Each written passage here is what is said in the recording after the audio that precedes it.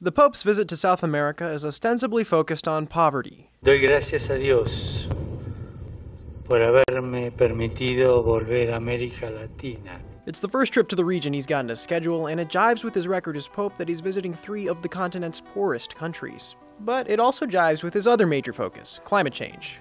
The Pope's argument in his widely publicized encyclical last month was that those two things are invariably intertwined. Climate change will have a disproportionate effect on the world's poor. And there are few places that illustrate that better than Latin America, especially in the Andes. Take, for example, Bolivia. More than half of the population lives below the poverty line, and in rural areas, that rate rises to more than 75%. The majority of those people are subsistence farmers who rely on their harvests to survive, which leaves them especially susceptible to the effects of climate change. They're also vulnerable to freezes, particularly if they occur after crops have been planted, protracted droughts, and delays to the start of the rainy season, which typically begins in November. And the country as a whole relies on its glaciers for water, so with the glaciers melting, Bolivia's water supply is in jeopardy. That in a country that little more than a decade ago saw armed conflict over water, driven by economic instability and the privatization of water supplies.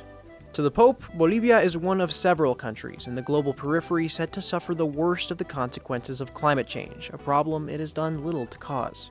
For Newsy, I'm Sebastián Martínez.